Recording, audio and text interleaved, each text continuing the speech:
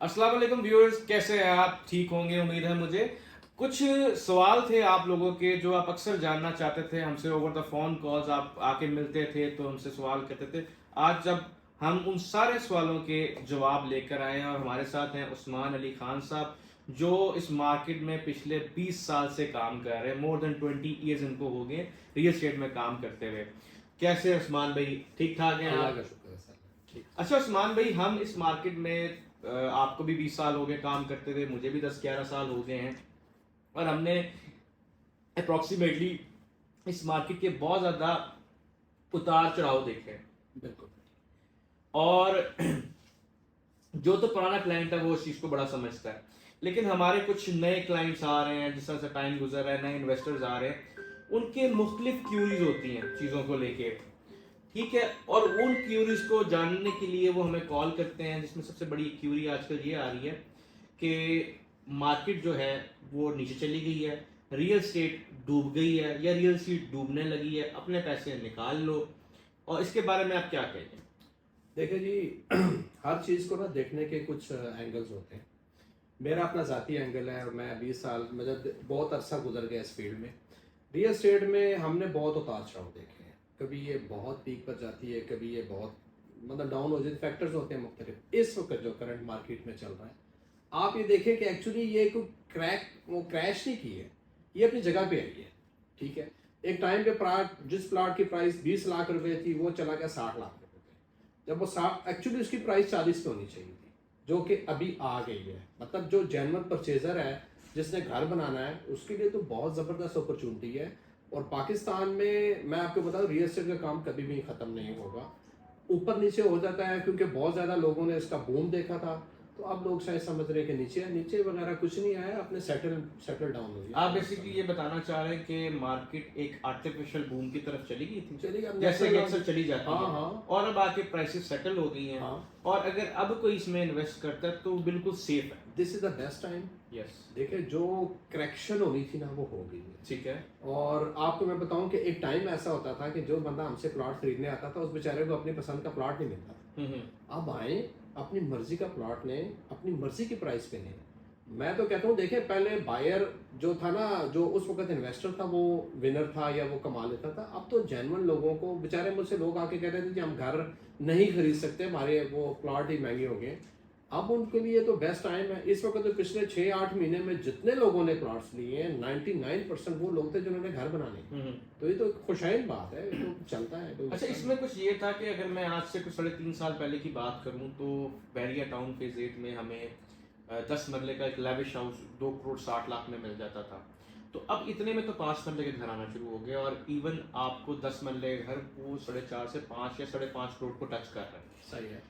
तो क्या इस वक्त लोगों के लिए ये लेना सेफ है, या फिर ये प्राइसेस भी रिवर्स करेंगे? देखिए, अनफॉर्चुनेटली पाकिस्तान में ना, जब किसी चीज़ की प्राइस, मटेरियल की बात कर रहा हूँ, प्लाटों की प्राइस तो चले नीचे आ गई है, लेकिन मटेरियल की प्राइस ज़्यादा है। वो उसका मुश्किल है कि क्योंकि डिमांड एंड सप्लाई में फ़र्क है। हम 25 करोड़ आवाम हैं और इन्होंने घर भी बनाने हैं, खाना भी खाना है, सब कुछ करना है। मतलब ये डिमांड एंड सप्लाई का है। तो मेरा नहीं ख्याल है कि ये कंस्ट्रक्शन कॉस्ट में कोई कमी आने के कोई चांस है। जब कंस्ट्रक्शन कॉस्ट में कमी आने के चांस नहीं है तो घरों के कैसे रेट कम?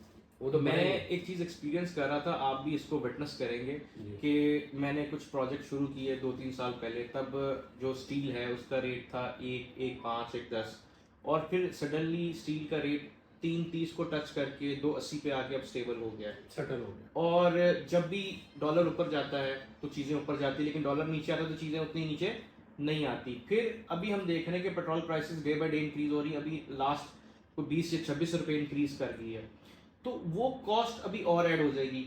जहाँ तक मुझे ये लगता है कि अभी जो घर बने हुए हैं, अगर बंदा कोई खरीद लेता है तो वो उसे सस्ता पड़ेगा, जाए कि वो खुद बनाना जाएगा तो उस तब तक पता नहीं कितनी इन्फ्लेट कर दी होगी प्राइस कंस्ट्रक्शन की, कि वो इंक्रीज करने की वजह से उसको वही घर जो 5 करोड़ का वो ले रहा था शायद उसको 7 करोड़ का पड़ रहा हो। मैं एक मशवरा सब लोगों को देता हूँ, सब भाइयों को एक मशवरा दूंगा कि देखें, अगर आपको एक काम नहीं आता ना, वो ना करें। अक्सर लोग आते हैं, प्लाट खरीदते हैं, कहते हैं जी हम अपना घर खुद बनाएंगे। ठीक है। मैं उनको मशवरा देता हूँ, उनको घर बहुत महंगा। हाँ। ठीक है।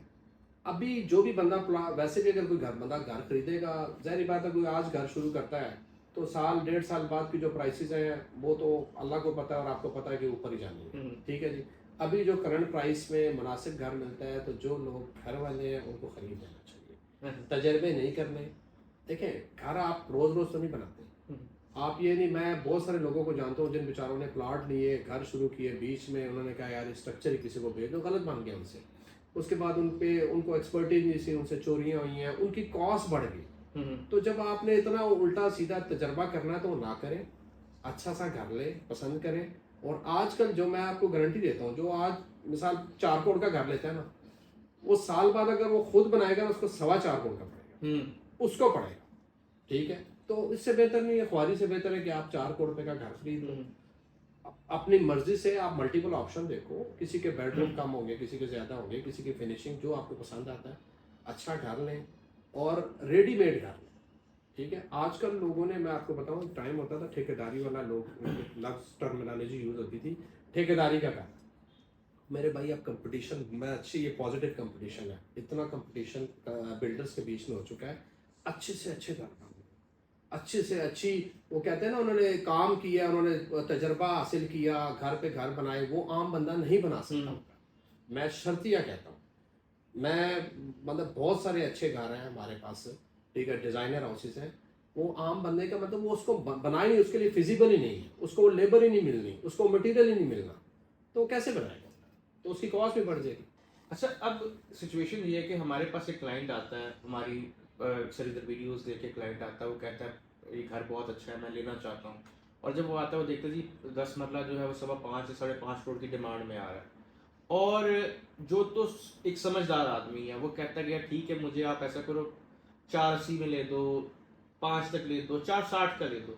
लेकिन वो सडनली जो 5.25 करोड़ वाले की ऑफर है वो 4 करोड़ या 3.5 करोड़ पे दे देते हैं, और वो समझते हैं शायद कोई उनको चूना लगा रहा है, चूना लगा रहा है। इसके बारे में आप क्या कहेंगे? देखिए, मैं आपको एक बात बता दूं, जो बंदा पैसे लगा के 1 साल लगाता है, पूरी ड्यूटी देता है, 1.5 साल में घर बनता है तकरीबन, पूरी ड्यूटी देता है और इतनी मेहनत करता है, चीज़ों को मैनेज करता है, एक्चुअली ये मैनेजमेंट है ना, ठीक है, मैनेज करता है, तो अगर वो 10-20 लाख 30 लाख रुपए महंगा अगर वो कमा भी लेगा तो उसका हक बनता है। देखिए उसके एफर्ट्स है। आप ये देखें कि जब मैं यही काम करूंगा तो मुझे कितने का पड़ेगा। एग्जैक्टली। ठीक है, मुझे तो भाई मैं आपको बताऊं, ये मेरे साथ कोई बेट लगा ले, शर्त लगा ले, ठीक है, मैं आपको मिसालें दे सकता हूँ। बड़े बड़े जो है ना पढ़े लिखे बंदे थे, उन्होंने कंप्यूटर पे तो घर बना लिए थे।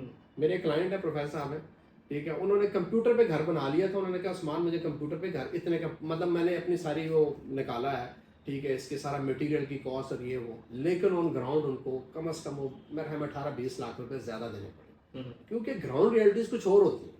जब आप शुरू करते हैं ना तब पता चलता है आपको, तो इसमें कोई वो नहीं, ये तो खैर लोग वैसे ही ऑफर वगैरह देते हैं। अगर कोई, मैं ये कहता हूँ, कोई 20-30 लाख रुपए अगर कमाता है तो उसका हक है बेचारे का, क्या फर्क पड़ता है। अभी अगर हम 35-70 घर बनाते हैं, एक अच्छा घर बनाते हैं, जिस तरह के भी सेक्टर एफ या ई में आ रहे हैं, जो कि 5 या 5.25 करोड़ रुपए के आ रहे हैं, उस पर कंस्ट्रक्शन कॉस्ट क्या आ जाएगी? सर कंस्ट्रक्शन कॉस्ट देखें, ये तो लेकिन अच्छा घर हो, ये ना हो कि बस वो, हाँ उसमें है, वेरी करता है। वैसे आजकल जो कंस्ट्रक्शन कॉस्ट है वो 6,000 प्लस माइनस है। अगर मैं 6,000 के हिसाब से बात करूं तो 2.5 से 3 करोड़ रुपए का आपकी सिर्फ कंस्ट्रक्शन कॉस्ट पड़ जाती है। अब अगर वो तकरीबन 280 या 3 करोड़ रुपए की कंस्ट्रक्शन कॉस्ट आ रही है और आपके प्लॉट की कीमत वहां पे 1.5 करोड़ पे है, तो उसकी इन्वेस्टमेंट और 4.5 करोड़ हो रही है, और वो उस पर अगर 5 करोड़ रुपए का उसे नहीं बेच रहा, तो उसने जो है 4.5 करोड़ रुपए बाउंड किया और 1 साल उसने मेहनत की, तो वो उसका कुछ भी नहीं लेके जा रहा, कुछ भी नहीं लेके जा रहा। वो तो नया घर शुरू करेगा, उसको तो एक्चुअली पड़ेगा उतने का जितने का उसे पड़ा। और अगर वही प्लॉट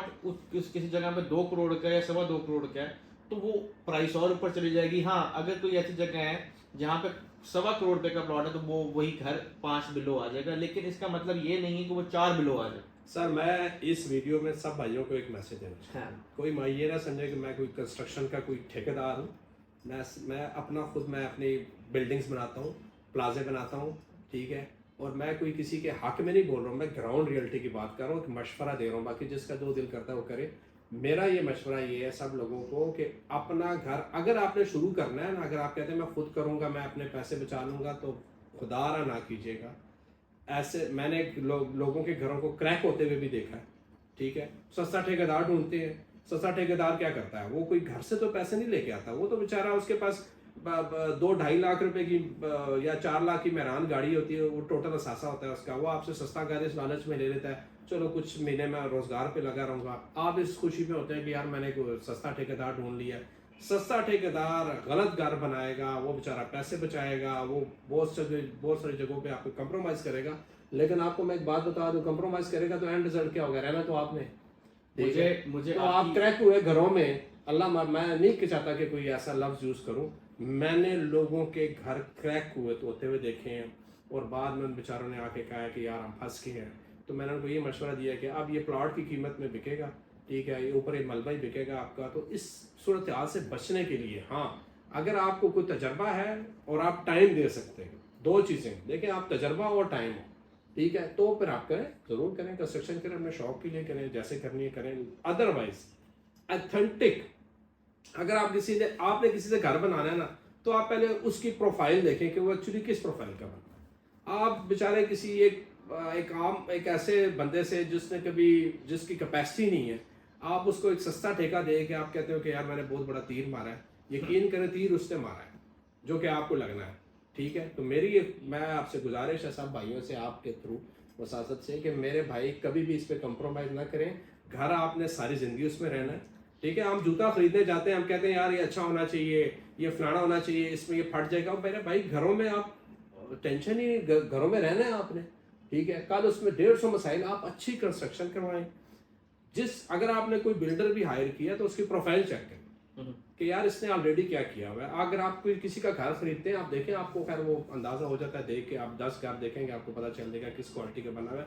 अच्छी चीज़ लें, ये मेरा मशवरा है। थोड़ा सा जाहिर बात है, बंदा कहता है यार पैसे कम ज़्यादा, थोड़ा सा तंग पंग होके अच्छी चीज़ ले लें, इंशाल्लाह ताला सारी ज़िंदगी आप उसको एंजॉय करेंगे, आप ज़हनी तौर पे सुकून में रहेंगे। सब आपकी बात से मुझे एक बात याद आई। एक हमारे बड़े अच्छे क्लाइंट हैं, अभी भी क्लाइंट है अल्हम्दुलिल्लाह। उन्होंने हमारे थ्रू घर देखना शुरू किया, आज से थोड़े से पहले की बात है। उनको हमने बहुत से घर दिखाए, लेकिन किसी ना किसी घर में जाके ना उनके दो इश्यूज रहते थे। पहले कि यार ये हमारी ना ज़रूरत के मुताबिक नहीं बना हुआ, प्रैक्टिकल नहीं है। तो यहाँ पे ज़्यादातर आपको पता है जो बिल्डर्स होते हैं वो मार्केट की एनालिसिस के मुताबिक जो मेजर रिक्वायरमेंट होती है उसी पे घर बनाते हैं। उनके बेड रिक्वायरमेंट्स थोड़ी कम थी, लेकिन स्पेस उन्हें ज़्यादा चाहिए थी। अब मैंने कहा देखिए, जब आप बना बनाया घर लेंगे ना, अच्छा घर लेंगे, तो कुछ ना कुछ आपको कॉम्प्रोमाइज़ करना पड़ेगा। या आप एक अच्छा आर्किटेक्ट हायर करें और उससे घर बना लें अपनी मर्जी का। उन्होंने क्या किया, एक वेबसाइट पे गए, बड़ी ज़बरदस्त वेबसाइट है हमारी रियल एस्टेट की, जहाँ पे एड्स वगैरह लगते हैं। वहाँ पे कैलकुलेटर है कंस्ट्रक्शन का। अब उन्होंने वहाँ पे कंस्ट्रक्शन का कैलकुलेटर मारा, उनको जो कॉस्ट बताई गई वो एक्चुअल मार्केट प्राइस से बहुत कम थी। और फिर प्लॉट की प्राइस उन्होंने कहा भाई ये तो मुझे आधे रेट पे सब कुछ मिल रहा है। सही है, आधे रेट पे सब कुछ मिल रहा है, तो आप कैसे मुझे इतना महंगा घर लेके दे रहे हैं, मैं घर खुद बनाऊंगा। सही है। उन्होंने क्या किया कि उन्होंने जाके पहले मेरे से प्लॉट लिया, मैंने उन्हें प्लॉट लेके दे दिया। अब उन्होंने बीच में कंस्ट्रक्शन शुरू कर दी। अब उन्होंने हुआ ये कि उन्होंने 10 मरले का प्लॉट लेना था घर उन्होंने, तो उन्होंने 15 मरले का प्लॉट ले लिया। उन्होंने कहा इतने में 15 मरले का घर बना लूंगा। जब उन्होंने कंस्ट्रक्शन शुरू की, पहले तो उनका सामान चोरी हुआ। सही है। फिर आहिस्ता आहिस्ता जो उनको सामान खरीदने जाते थे उसमें उनको अच्छा खासा, उन्होंने किसी आर्किटेक्ट से नहीं बनवाया, तो उसमें बड़े मसले मसाइल आए। जो चीज़ 2 दिन में होनी थी वो 10 दिन में हुई। तो करते करते उनकी कंस्ट्रक्शन कॉस्ट भी बढ़ना शुरू होगी। पहली बात, जो एक अगर अच्छा बिल्डर बनाता वही पैसे उसको जाते, लेकिन उनकी चीज़ अच्छी बनती। फिर उन्होंने कहा कि उन्होंने कहा घर एक बार बनता है, मैं इसमें पोटा लगाऊंगा, मैं इसमें यूवी लगाऊंगा, मैं ये करूंगा वो करूंगा। जब उन्होंने सारी चीज़ें खरीद ली कर ली ना, कंस्ट्रक्शन कॉस्ट बढ़ती है आहिस्ता आहिस्ता। जब वो फिनिशिंग के बाद उनके पैसे हो गए खत्म। अब उनको समझ में आया कि मैं क्या करूं, स्ट्रक हो गई ना। अब वो क्या स्ट्रक करेंगे? उन्होंने पहले तो वो स्ट्रक्चर मुझे कहा कि बेचो। अब जब मैं उसकी मार्केट में ऑफर लूं तो ऑब्वियसली बात है, वो ऑफर जब स्ट्रक्चर फंसता है तो उसकी तो ऑफर नहीं आती ना, वो दूसरों की रिक्वायरमेंट के मुताबिक था। फिर उन्होंने आगे पीछे से पैसे पकड़ के ना लगाना पोटा था। उन्होंने पोटा तो खरीद लिया, लेकिन पैसे बचाने के लिए ना उन्होंने प्लम्बर 1000 रुपए की बजाय ना 500 वाला लगा दिया। पूरे घर में सीपेज, पूरे घर में सीपेज, और वो इतना अच्छा यूवी लगी हुई है, वो यूवी बर्बाद हो रही है, क्यों? सेम आ गई। देखिए मैं आपको एक बात बताऊं, फिर उनका एक्सपीरियंस ना होने की, सॉरी मैं आपको काट रहा हूँ, ना होने की वजह से जो उन्होंने फर्स्ट फ्लोर पे उन्होंने किचन बनाया उसका एग्जॉस्ट ही नहीं था। काफी सारी ऐसी smell मिसमैनेजमेंट पूरे चीजें घर होगी। में। हाँ, इतनी मिसमैनेजमेंट, अब वो घर वो बेच रहे हैं सर पे रख के और वो नहीं बिकता। देखिए मैं आपको बताता हूँ, जो घर है ना बनाना, ये पूरी एक साइंस है, एग्जैक्टली। ठीक है।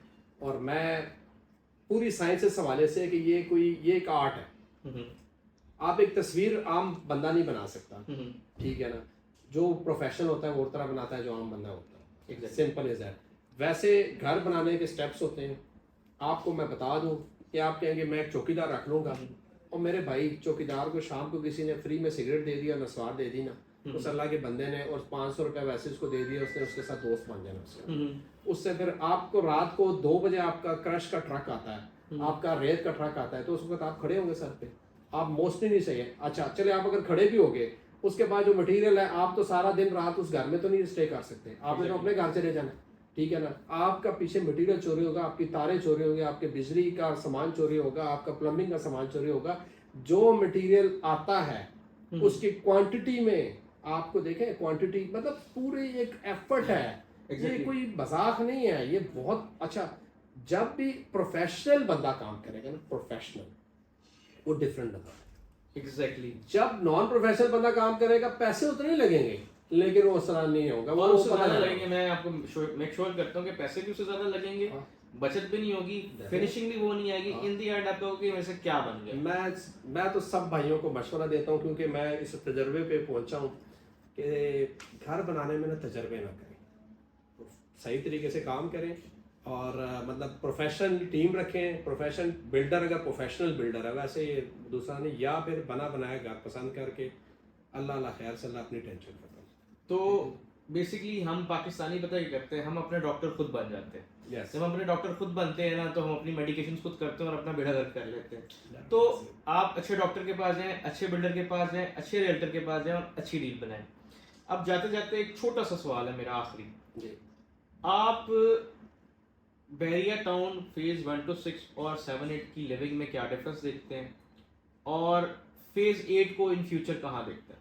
देखिए 1 to 6 अगर आप कहें ना, तो 1 to 6 बहुत लिमिटेड स्पेस है, 6000 प्लॉट है, ठीक है जी, मैनेजेबल है, और बहुत लिमिटेड वैरायटी मतलब यहाँ पे रहेगी। एक्चुअली 1 to 6 जो है ना, वो उसके शहर के अंदर आ गया, ये इनसाइड द सिटी आ गया, ठीक है। 7 भी बेहतर है, फेज 8 में अभी टाइम लगेगा, बहुत बड़ा एक शहर नया बनेगा, लेकिन लो कॉस्ट, जिन लोगों ने सस्ते घर मतलब जिनके पास अफोर्ड नहीं कर सकते उनके लिए दी बेस्ट जगह है। 50 फुट की स्ट्रीटें हैं, बैरियर टाउन है, लिवेबल जगह, 5 मरले का प्लॉट भी मिल जाता है, 10 मरले का मिल जाता है, कनाल का भी मिल जाता है, जिसके पास 60 लाख है उसको भी मिल जाता है, जिसके पास 40 लाख है उसको भी मिल जाता है, सबको कवर कर रहा है। तो मेरे ख्याल में वो सब ऑप्शन उसमें ज़्यादा है। यहाँ पे 1 to 6 में अब ज़रा बड़ी हाई मतलब जिसे कहते हैं ना पोस्ट जगह होगी है रहने की।